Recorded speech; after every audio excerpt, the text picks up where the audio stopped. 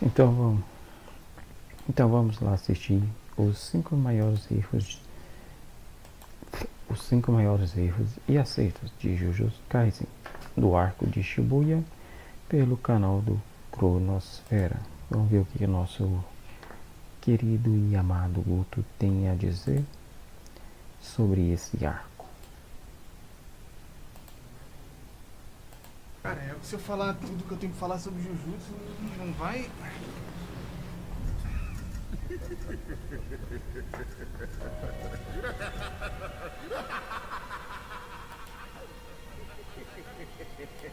Ei, gordão.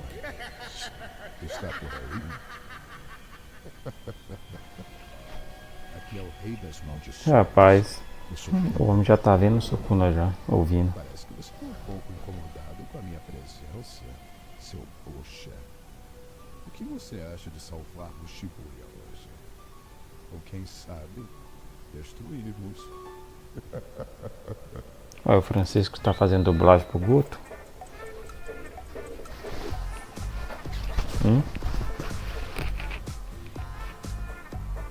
O tão aclamado arco de Shibuya de Jujutsu Kaisen chegou ao fim no final do ano passado. Não. Então, quais foram...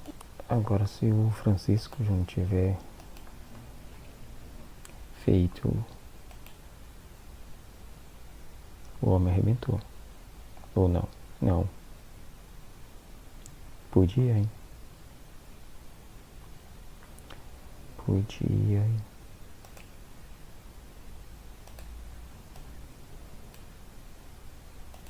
Os pontos positivos, quais foram os pontos negativos? Vamos falar aqui dos maiores acertos e dos maiores erros de Shibuya. A gente tem que começar com um erro que vai ser um erro seu, não um erro de Shibuya. O erro seu é, de repente, chega um cara vestido de maldição assim e joga pra você um curso de graça pra você fazer. É uma imersão de front-end, uma coisa nova que você não tocou ainda nesse conteúdo. Vamos lá, gente. Se inscreva lá vai lá no canal dele.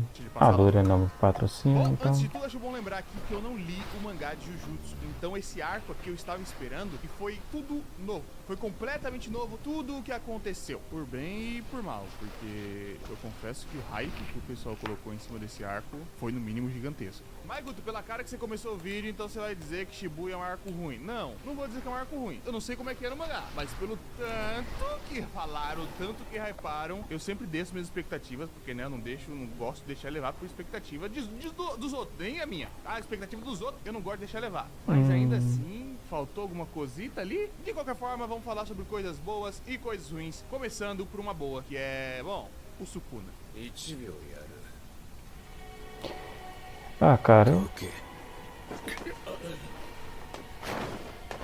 eu gostei. Gostei. Eu acho que depois que fica corrido, depois de Shibuya, que no mangá, que eu acho que fica um pouco corrido demais. Foi um pouco rápido as coisas aconteceram. Uma das coisas que é bem... Tanto que eu tava lendo, chegou o arco da máquina e eu tive que voltar o capítulo anterior para ver se eu perdi alguma coisa, porque deu uma impressão que eu tava do Megumi, né? Eu tinha a impressão que eu tinha perdido um capítulo. Parece que pulou uma saga e não, é porque foi rápido demais. Bem feito aqui, uma das coisas que é bem construídas pra esse arco em Jujutsu no geral é o Sukuna. Não sei o quanto o pessoal do mangá concorda com isso, porque eu sempre vejo papo de Sukuna bucha, não sei o que, eu não faço ideia do porquê, mas a aparição do Sukuna dentro desse arco e como isso faz sentido não só com o arco, mas isso traz uma coesão com o restante da obra é interessante, porque o tempo inteiro que a gente vê os vilões falando sobre planos, eles estão contabilizando o Sukuna, eles estão pensando em fazer alguma coisa com o Sukuna, tudo está relacionado ao Sukuna. Basicamente estão vivendo ali em prol de Sukuna. E aí quando eles conseguem trazer ele ali numa situação muito absurda, né? Colocam 15 dedos dentro do Itadori e o Sukuna vem ali. É forte, é forte.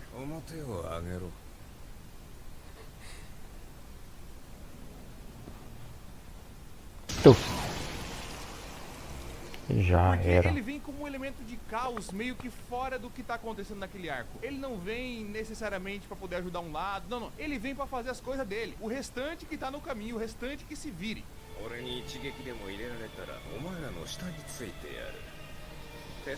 O problema era atingir ele, né? E aí ele chega de um jeito que eu gosto muito, porque eu gosto muito do tom do Sukuna. Sukuna, especificamente, consegue atingir uma coisa que eu acho que é a ideia de Jujutsu Kaisen, que é essa coisa de sorriso no rosto, porém sinistro, macabro, terrível o que tá acontecendo. E é basicamente isso que ele faz durante todos os momentos que ele tá em tela.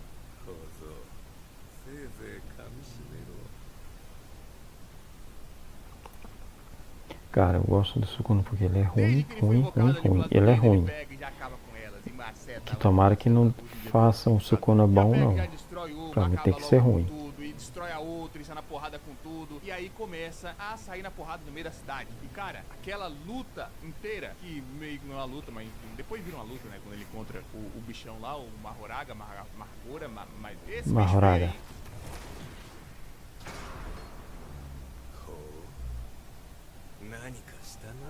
mas, tipo, a relação que ele tá tendo ali com as outras pessoas que ele encontra no meio da cidade, a parte da palminha ali, por exemplo, é uma das partes que eu mais gostei. Ele chega e fala, irmão, é o seguinte, vocês não podem correr aqui do poder que aquele bichão lá tá jogando. Se vocês correrem, eu mato vocês. Vocês podem correr só depois da palminha. E é, tipo, uma coisa que é muito específica, porque tá tendo um nível de poder muito alto, do poder que o jogo tá jogando ali pra eles, né? Aquele poderzão de lava, de fogo, vai matar todo mundo. E ele está apenas brincando, se divertindo naquela situação.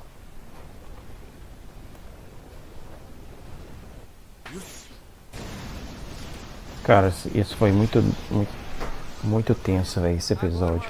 Foi muito bom. Uma coisa meio bucha, que eu não gostei tanto assim, que eu achei... Até quando eu assisti o episódio, eu esperava mais, confesso muito. É a chegada do Gojo em Shibuya.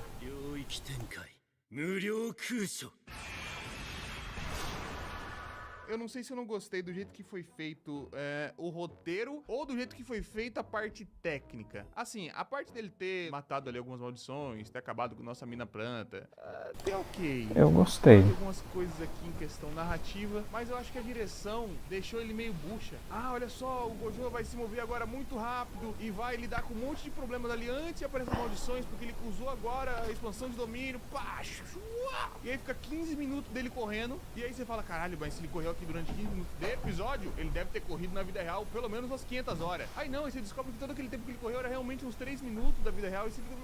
Eu nem lembro exatamente qual é o tempo, né? Eu tô jogando um valor aqui, quem sabe de cabeça aí vai dar puto da vida, mas eu acho que a direção não conseguiu passar o nível de poder dele. Ficou meio esquisito ele correndo por ali pra fazer as coisas rápido, não sei o que. Pareceu muito um quero ser um Hunter x Hunter, mas não consegui. Na verdade, assim, Jujutsu no geral, isso não me incomodou, não. Animes de Hunter x Hunter, acho que é uma das coisas principais pra esse arco, principalmente narrador e tudo mais. Mas esse foi o momento que eu senti que faltou. Eu acho que eu meio que não sei muito de base porque eu não reclamo tanto. Não sei.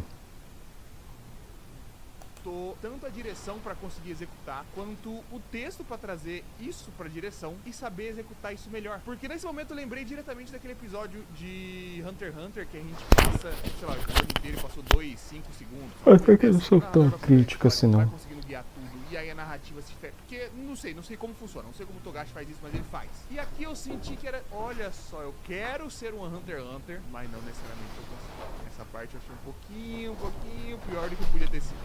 現代最強の呪術師は地下5階に放たれた改造人間およそ1000体を領域解除後299秒で撲殺。 Agora, uma outra coisa boa, já relacionada tecnicamente ao Sukuna também, que é o jogo. Não é tecnicamente relacionado ao Sukuna, mas enfim, a gente tem um momento principal dele ali com futebol. o Sukuna, que isso já pode até levar a gente para um ponto positivo e para um ponto negativo, certo? Que são as mortes aqui.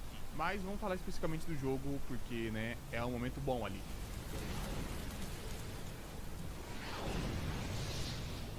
O o jogo eu acho que foi muito bem executado ali. Porque poderia ter tido mais, porque ele é um personagem carismático, mas ele é um personagem que a gente viu durante bastante parte do anime. A gente acompanhou desde o primeiro episódio, ele aparece, primeiro, segundo episódio, não, primeiro não. E você começa a ver ele tendo as interações ali, tanto com o Geto, depois ele luta com o Gojo e tudo mais, tudo mais, tudo mais. E você tem um pouco já dessa base pra ele, você tem o nível de poder dele. Agora eu fiquei impressionada a Nami ter morrido rápido. Não que foi ruim. Precisa de personagens assim também, de vilões irem de vala rápido também. Que é muito alto, obviamente É o que eu gosto em Jujutsu. o Sukuna, que a gente descobre, mas ainda assim ele é muito forte e ele tem, né, as crenças dele ali quanto a ser uma maldição. Ele tem aquela sensação dele, ele quer lutar contra a humanidade, ele quer fazer aquelas coisas e etc. E aqui a gente tem ele finalmente conseguindo o seu objetivo de enfrentar o Sukuna, né? Não necessariamente o objetivo, porque, né, ele tá bucha ainda, mas ele vai enfrentar o Sukuna e a gente vê a luta inteira.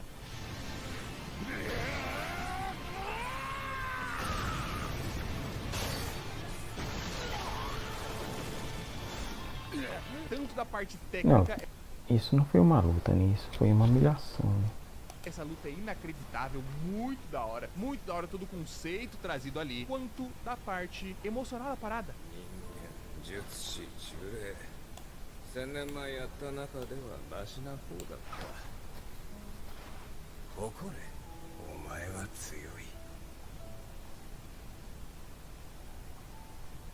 いなんだこれは Aquele cenário branco assim, com o jogo, depois de tudo que tava acontecendo, e ele vai lá e ele chora e ele fala, o Sukuna fala com ele e depois você entende ali que ele já tinha morrido naquela cena. Cara, aquilo é muito da hora e é muito bem feito. E eu acho que aqui a gente já pode até puxar um outro ponto de que tem... É um dos problemas que eu acho que Jujutsu vai enfrentar até o fim, de que não necessariamente as mortes funcionam. A do jogo, por exemplo, pra mim funciona de uma maneira interessante, porque a gente teve esse personagem de outras maneiras introduzido dentro da obra. Mas, eu já quero levantar o ponto aqui. Eu sei que o pessoal vai falar, Guto, mas as mortes acontecem em Jujutsu Kaisen de repente, por acaso, sem ninguém esperar, porque é assim que acontece na vida real, porque é assim que você fica surpreso, porque sua morte chega num personagem importante, você de repente ele caiu no chão, morto ali, você vai ficar surpreso, você não vai entender nada, mas a vida é assim, as maldições são assim, é tudo assim que acontece na vida real. Eu entendo o que você quer dizer, não necessariamente funciona, não é porque eu entendo o conceito, mas na prática, esse conceito funciona tão bem assim, porque, por exemplo, pra mim, o que existe de divisor de água é a morte dos personagens bons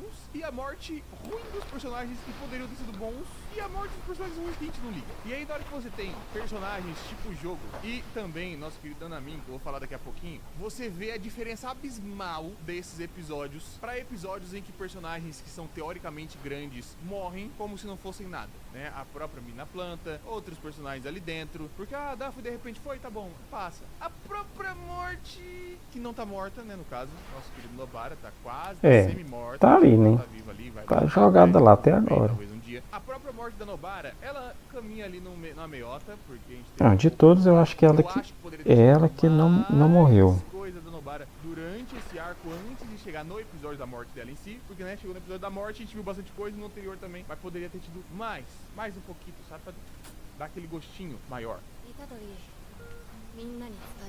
Mas se a Juju tivesse perto do final, eu acho que ela morreu.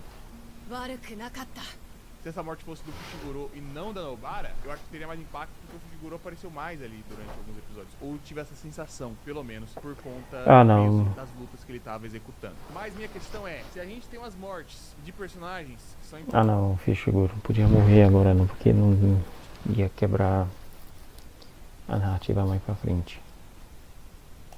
e com um peso muito maior, e você tem umas mortes de personagens tão importantes com um peso muito menor, com essa justificativa de que as coisas acontecem, você consegue ver a diferença narrativa. Porque, acontece, tá bom, acontece. Entendo o argumento. Mas dentro de uma obra, dentro de um mangá, dentro de um anime, o quanto esse argumento funciona na prática? Pra mim, pelo menos, aqui dentro de Jujutsu, pareceu funcionar melhor o básico. De você ter alguma construção maior pro personagem e depois ele morrer. Porque, tipo, sei lá, os outros amigos ali do Nanami, por exemplo, que morreram pelo caminho, aquele monte de outra pessoa ali que até era interessante, né? Era bucha, mas era interessante, eram legais. Eu até já nem lembro mais o nome deles. Eu não lembro mais.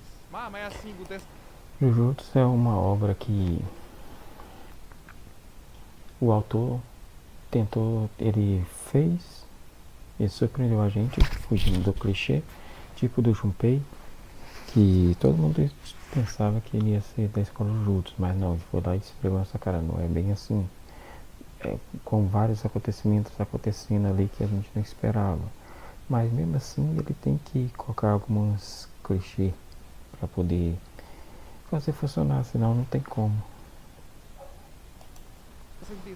Então tá bom. Se essa é, então tá bom. Se essa é, então tá bom.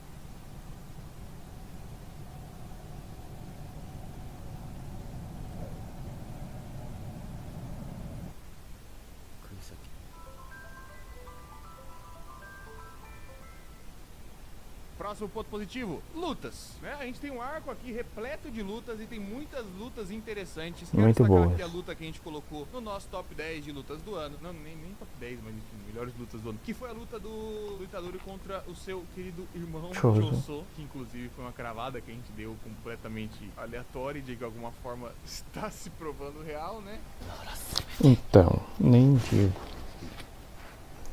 Nem te digo. 発射のタイミングはこっちで決めさせてもらう。誘ってるな。いいだろう。 Mas ainda nem aprofundou completamente essa história dos Mas tem muitas dois aí. lutas com coreografias bem legais. Tanto lutas que são incrivelmente poderosas, como que a gente mencionou antes, do Sukuna contra o Mahoraga, luta do Toji contra o Shigoro, do Toji contra outra galera, mas tem lutas com coreografias ali que se destacaram pra mim. A luta do Itadori contra o Choso dentro da estação Cara, do trem, aquilo ali e foi depois absurdo, dentro do viu? banheiro, é uma coisa que me marcou bastante, porque é uma luta que conseguiu deixar muito claro ali as dificuldades do cenário, do ambiente e de como utilizar esse ambiente em prol da sua luta, em prol de como você vai continuar lutando dentro daquele lugar. Isso se repete também na luta do Itadori contra o Mahito, na primeira parte ali da luta, que eles estão dentro do metrô também, que tem muito essa sensação de espaço. Quando o Mahito transfigura um monte de coisa lá e deixa o Itadori meio que macetado assim na parede, cara, tipo, dá pra você sentir o aperto, dá pra você sentir o perigo de você ter que fazer pequenos desvios assim, porque senão você morre dentro daquela situação. Então eu acho que o anime conseguiu executar muito bem várias das lutas dentro de contextos diferentes, não necessariamente lutas grandiosas. As grandiosas são legais, mas as pequenas, que são coisas que geralmente a gente não vê até em anime shonen, porque, né, tudo é muito gigantesco e muito poderoso, as pequenas funcionam bem demais.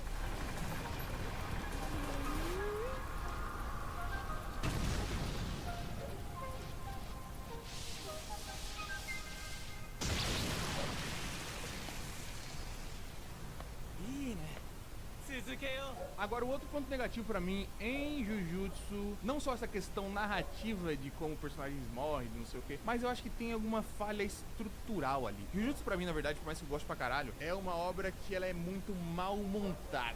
Eu acho que ela é muito mal montada. Eu acho que as decisões de como a história vai ser contada... Eu concordo. Tanto que depois do arco de Shibuya ficou um pouco corrido demais a história pra mim. Tipo, o arco da Maki. Os Zeninhos deveriam ter sido explorado mais, os entregantes lá, e foram mal aproveitados. Foi muito rápido aquela luta, que nem foi luta praticamente. Tomara que o anime dê uma consertada e prolongue mais um pouco. do que acontece em seguida de uma outra coisa é meio mal executado, mal pensado. Eu acho que pra mim, Jujutsu, dentro da cabeça da GG, é perfeito. Tem todos os crescimentos de personagem, construção, não sei o que. Só que pra mim ela se empolga na hora de colocar a história do papel e não pensa exatamente no ponto de vista do espectador, que não sabe de um monte de coisa. Sim. Faz umas coisas meio corrida e aí É bem troca corrido. umas coisas porque tá muito da hora dentro da cabeça, mas não fica necessariamente tão da hora assim no papel. E eu acho que algumas coisas narrativas me deixam meio... Tipo, na hora que você fica assistindo, você fica meio perdido. Porque, por exemplo, tá rolando um negócio de Shibuya que tá uma coisa mais importante do mundo ali naquele momento. E aí, de repente, começa a escalar as coisas. Já começou com o Gojo selado, que já é tipo um ápice absurdo. E aí começa a ter mais problemas ali dentro, o pessoal tentando resolver os problemas. E aí escala o poder, escala o perigo, aí você encontra Toji, você encontra as maldições muito pica, não sei o que. E de repente, os caras bucha chegando em Shibuya. Chegando! Não só pela galera bucha chegar depois, descompromissada, mas pelo nivelamento, que é uma coisa que a gente geralmente vê desse clímax que vai sendo construído pra chegar nos momentos mais fodas. Geralmente, em qualquer tipo de arco, a gente vê ali vários picos de clímax com os personagens, nas suas lutas individuais e tudo mais, que vai escalando até a gente chegar pra luta principal do protagonista com o antagonista principal ali da situação. E assim, a gente vai chegando perto do fim, que sabe quem aparece? O grupo de bucha. E na hora que aparece, eu não fico empolgado. Na hora que aparece... Rapaz, quando apareceu isso daí, eu fiquei pensando, gente... Aí eu fiquei imaginando, o Mekamaru, ele praticamente matou a Nobara e o Nanami. Tipo assim, eles poderiam ter morrido, mas se eles tivessem deixado essa galera aí, então, provavelmente eles poderiam ter ido no lugar deles. Provavelmente, talvez, porque ia ter mais gente para ajudar ali, mesmo que eles morressem, mas talvez o Nanami e a Nobara poderiam estar vivos. Poderia ser um desses aí, mais desses aí que teriam morrido. Essa bruxinha voando, você não fica empolgado. Na hora que aparece a Twitter, não sei o que, no metrô. Se bem que eu tô precisando da Twitter chorando no metrô, é legal. Na hora que aparece os outros bichos, você fica tipo, cara, por que agora? Tipo, agora pra mim, se fosse aparecer uma galera, era pra estar ali o alto escalão. Apenas Todo, Itadori, pra cima. O GG não conseguiu encaixar essa galera em outra área, em outro momento, e chegaram aqui do nada, assim, de repente. É tipo imaginar a luta do Pen, depois que acaba um monte de coisa, Naruto vai lá lutar contra não sei o que, chega, sei lá, aquele instrutor do Naruto pra luta final do Pen. Aquele que ninguém gosta. Ou chega qualquer outro personagem aleatório pra estar na luta final do Naruto contra o Pen. Você fica tipo, por que você tá aqui, meu irmão? Era pra você estar lá no começo, junto com os outros figurantes, junto com os outros personagens, pra você ter justamente essa linha que vai subindo, que tem os seus picos, novamente, com cada personagem, que seria uma luta do Nanami, uma luta do Sukuna, uma luta do jogo, não sei o que, papá. Ainda assim ter essa linha crescente com os personagens que estão aparecendo. E aí, quando chega no fim, aparece uma bucha assim, você fica...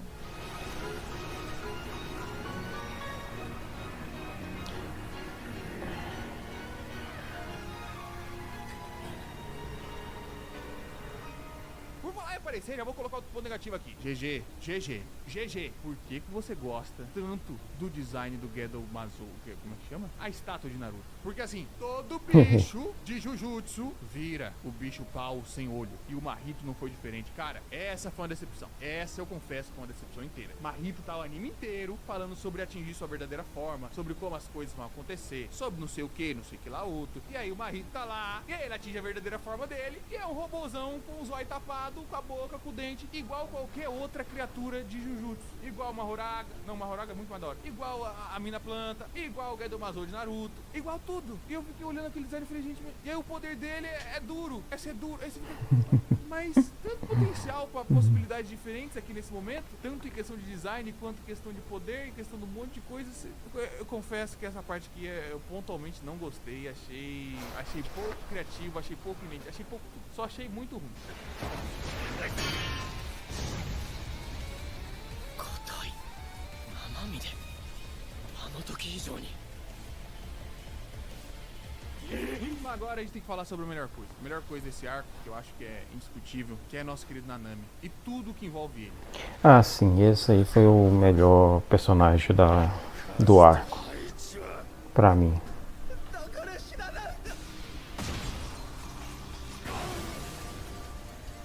Tanto o episódio dele chegando muito puto, pegando no cabelo do loirinho, enregaçando ele Não tem como, velho. transtornado. A direção daquele episódio é maravilhosa, mas eu acho que A Nami aqui roubou a está cena de mostrado tudo e nesse exemplificado tudo que funciona de melhor em Jujutsu. A construção dele em relação à morte dos amigos, o ódio que ele estava sentindo, a raiva que ele estava sentindo pelo que o loirinho fez. E isso fez com que a morte deles ganhasse algum peso, mas e que isso serviu ainda mais como combustível para esses momentos fortes do Nanami. E é um personagem que conceitualmente ele é muito interessante dentro do Jujutsu, né? Principalmente porque ele é um cara que era só um cara que queria estar trabalhando e vivendo a vida.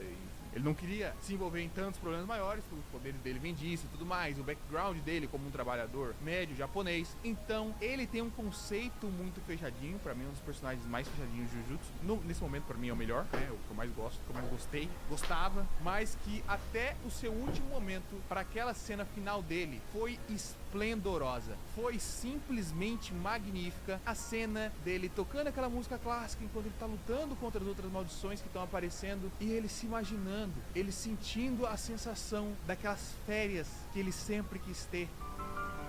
Cara, esse aí foi absurdo, viu? De arte, direção de arte. E ficou melhor que no mangá, velho. Porque no mangá é rápido. Você só vê. Isso que eu tô gostando do anime de Jujutsu, porque tá melhorando muito mais o mangá. Aproveitando aquele vento, sol batendo em sua pele, todos aqueles sentimentos que ele não pôde ter, toda aquela vivência Se o Guto já tá tendo essas reclamações, esses pontos que ele não gostou, imagina se ele estivesse lendo o mangá. que ele não pôde, porque ele estava tecnicamente trabalhando, né? E nesse momento ele tá literalmente morrendo pelo seu trabalho, que ele tá ali lutando contra as maldições e não chegou perto de passar aquele sonho dele, aquela liberdade que ele estava sentindo. E o episódio é muito bem montado, é muito bem dirigido e consegue te passar toda essa sensação ao mesmo tempo que te passa o pesar da morte dele no fim. Novamente, por quê? Porque aconteceu de repente. Sim, aconteceu de repente. Eu não achei que ele ia morrer. Aconteceu dessa forma. Só que foi muito bem construído, tanto o personagem quanto esse momento. Então eu acho que aqui a gente cravou uma distância entre muitas mortes de Jujutsu e a morte do Nanamin, porque a construção dele fez com que isso fosse fenomenal. 虎杖君、あとは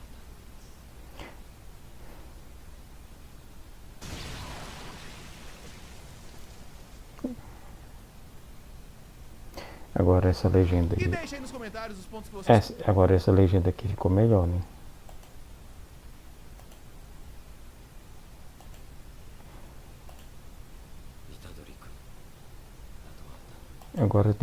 Agora está em suas mãos a versão que eu assisti legendada. Agora dê prosseguimento. Gente, dê prosseguimento. Que legenda tem? Quem é que falaria isso? De prosseguimento. Diga aí nos comentários qual versão que você assistiu.